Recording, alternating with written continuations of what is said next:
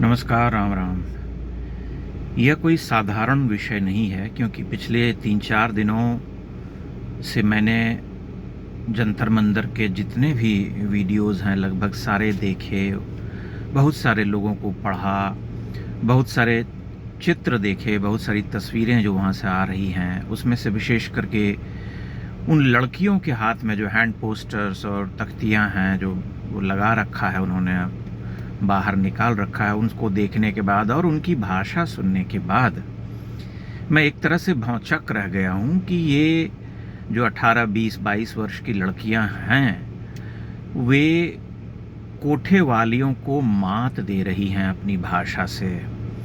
एक विकृत यौनिकता और यौन कुंठा से भरी हुई भाषा उनके मुंह से निकल रही है, जिससे कि केवल यही समझ में आता है कि ऐसी भाषा संभवतः कोठे पर ही बोली जाती है, और वहाँ भी जो बोलने वाली हैं, जो भी परिस्थितिवश वहाँ कार्य करने को विवश हैं, वे सब भी संभवतः ऐसी भाषा का प्रयोग न करती होंगी, क्योंकि इन लड़कियों ने मतलब सारी सीमाएं ये लांघ गई हैं। ये चिंतनीय है। लेकिन अगर आप ध्यान से देखें तो ये जो पूरा का पूरा कथित आंदोलन है, इसकी कलई खुल करके सामने आ गई है, और ये स्पष्ट हो गया है कि इसे जिस अभिजीत दीपके नाम के व्यक्ति ने शुरू किया था, न जाने कहां से अवतरित हुआ अचानक से, और उसके बाद जिसके जंतर मंतर पर 200, 300, 400 सपोर्टर मुश्किल से जुट रहे थे, उसने अचानक से एक दिन जो है 10,000, 8-10,000 लोगों को जुटा लिया। कैसे जुटा लिया ये स्पष्ट हो गया है, क्योंकि वहाँ पर बहुत बड़ी संख्या में मोदी विरोधी लोग आए, और पॉलिटिकल पार्टीज़ के, और ऐसे लोग जो बहुत लंबे समय से बहुत अधिक फ्रस्ट्रेटेड हैं, हर चुनाव में पटक दिए जा रहे हैं, हर जगह से ये मात खा रहे हैं, और इन्हें लगता है कि कैसे अपनी भड़ास निकालें, कैसे इस देश की सत्ता पर कब्जा कर लें। वे सभी जो है अपने अपने उन्होंने पाले पोसे हुए गुंडों और युवाओं को और इन लड़कियों को, जो कि कंप्लीटली ब्रेन वॉश्ड हैं, उनको वहाँ भेजा, और केवल इस उद्देश्य से भेजा कि तुम जितनी गंदी गंदी गालियां दे सकते हो प्रधानमंत्री को दो, ताकि छवि भंजन हो सके। ये इसका मूल उद्देश्य है, लोगों के सामने नरेंद्र मोदी के प्रति अपनी घृणा को व्यक्त करने का, ताकि ये कह सकें कि देखो नरेंद्र मोदी यही है। लेकिन ये भूल गए कि ये जो भीड़ जो अभी 2-4 हजार 5 हजार की दिल्ली में जुटी है, ये भारतीय लोकतंत्र का प्रतिनिधित्व करने वाली भीड़ नहीं है। हमारी जो बेटियां हैं, जो बहनें हैं, जो माएँ हैं, उनकी यह भाषा नहीं है। सामान्य तौर पर भारत की जो स्त्रियां हैं, जो लड़कियां हैं, वे नरेंद्र मोदी के प्रति कृतज्ञ हैं, क्योंकि उनके लिए, उनके सम्मान के लिए प्रधानमंत्री ने बहुत कुछ किया है, और उनका बड़ा मत जो है उनको मिलता रहा है।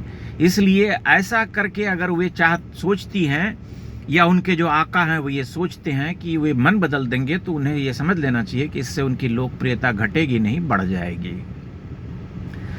परंतु ये पूरा का पूरा प्रकरण जो है, इससे यह स्पष्ट हो गया है कि भारत का जो विपक्ष है और उसके कथित लंबरदार लोग, उसके चाहने वाले, उनके बड़े बड़े सपोर्टर्स, बड़े बड़े फिल्मकार, बड़े बड़े एक्टिविस्ट, बड़े बड़े लेखक, कवि, अकादमिक जगत के जो हैं, बेसिकली भांड हैं, जिनका एकमात्र उद्देश्य है इस देश की लोकतांत्रिक व्यवस्था को तहस नहस करके अपने इच्छा के पपेट को, कठपुतली को दिल्ली में बिठा देना, जो कि संभव नहीं है।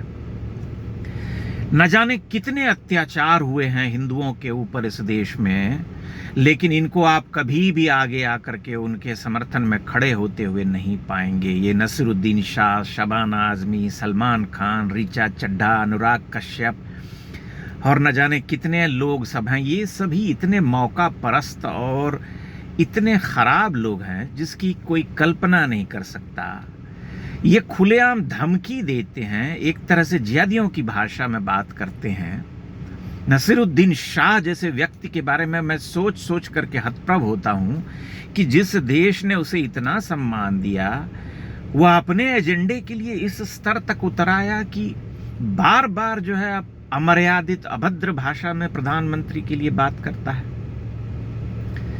तो इन लोगों ने ऐसे छोटे छोटे लड़के लड़कियों का ब्रेन वॉश किया है। जैसा कि मैंने पहले भी कई बार अपने वीडियो में यह बताया है कि शिक्षा व्यवस्था में जो ये बैठे हुए हैं वामपंथी और ये लिबरल, इन्होंने एक पूरी पीढ़ी का दिमाग जो है धो करके रख दिया है, उसकी पूरी धुलाई कर दी है, क्योंकि उसके पास कोई मौलिक दृष्टि, कोई सोच विचार करने की बुद्धि उस तरह से होती नहीं, परिपक्व नहीं होती। 16, 17, 18, 19 वर्ष में कितने लोग ऐसे होते हैं जो स्वतंत्र रूप से सोच विचार कर सकें। तब ऐसे बच्चों को मोल्ड कर देना, कॉलेज में आने के बाद, 12वीं पास करने के बाद उनकी बुद्धि को भ्रष्ट कर देना कोई बहुत कठिन कार्य नहीं होता है। और ऐसे लोग जो हैं इस देश के एकेडमिक्स में, शिक्षा संस्थानों में, जामिया मिल्लिया, जवाहरलाल नेहरू यूनिवर्सिटी से लेकर के अनेक यूनिवर्सिटी में भरे पड़े हैं, जो निरंतर इस एजेंडा में लगे हुए हैं। ये उसी का परिणाम है, ये उन्हीं की द्वारा पाली पोसी गई पीढ़ी है जिसे हम कहते हैं कि डेवलप किया गया। ये डेवलप किए गए लोग हैं, ये जो जुटे थे वहाँ पर। उनकी भाषा से स्पष्ट हो गया है कि उनके आकाओं ने उन्हें आगे करके यह खेल खेला है। लेकिन उनके आका ये भूल जाते हैं कि हर चीज़ जो है, हर जो ऐसी घटना होती है उसका उद्घाटन भी हो जाता है। आजकल सोशल मीडिया का समय है, सब कुछ सामने आ जाता है, सबका वीडियो उपलब्ध हो जाता है, इसलिए पहचान हो जाती है और बार बार इनकी कलई खुल जाती है। यह भी कलई खुलेगी, कोई इसे रोक नहीं पाएगा। दुख की बात यह है कि इन छोटी छोटी बच्चियों के मुंह से और उनके द्वारा लगाए गए पोस्टर्स, बैनर्स को पढ़ने के बाद मन जो है भीतर से बहुत खट्टा हो गया है कि हम कैसी भाषा बोलने लगे हैं। सड़क पर उतर करके अपनी बेटियों के मुंह से ऐसी भाषा सुन करके कोई भी व्यक्ति दुख में डूबेगा कि ये शिक्षा व्यवस्था में परिवर्तन करने वाली भीड़ है। ये कौन सी शिक्षा व्यवस्था या बेहतर शिक्षा नीति की मांग करने वाली लड़कियां हैं या छात्र हैं जिनकी अपनी भाषा इतनी खराब है, जिनका सामान्य ज्ञान 5वीं 6ठी के बच्चों से ऊपर नहीं है, जो कि कहते हैं कि हम ग्रेजुएट हैं लेकिन ग्रेजुएशन का हिज्जे नहीं लिख सकते, बता सकते, जो नीट का फुल फॉर्म नहीं जानते। ऐसे लोग वहाँ पर हल्ला मचाए हुए हैं, बवाल काटे हुए हैं पिछले कई दिनों से।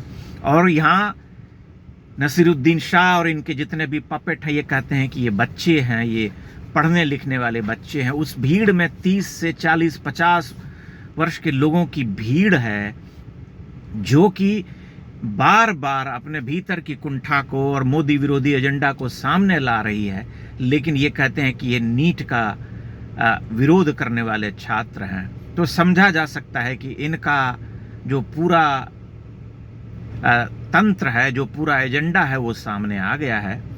और धीरे धीरे इसका जो है वो भी प्रकट हो जाएगा कि ये चाहते क्या है। ये भी स्पष्ट हो जाएगा कि इनका असली मंतव्य क्या है। सरकार की जो सुरक्षा एजेंसियां हैं, जो तंत्र है, वह खंगालेगा, पूरे वीडियो को देखेगा कि ये पत्थरबाज, ये लकड़ी में कीलें ठोक करके आने वाले, ये तलवार लहराने वाले कौन लोग हैं, और इतनी गंदी गंदी गालियां देकर के प्रधानमंत्री की मां बहन करने वाले लोग कौन हैं। ये लोकतंत्र में विश्वास करने वाले हैं, शिक्षा व्यवस्था में परिवर्तनकामी हैं, यह प्रचंड उत्पाती हैं, किसी के हाथ का जो है खिलौना है, मुखौटा है, जिसे आगे कर करके ये खेल खेला गया है। आप स्वयं विचार कीजिएगा।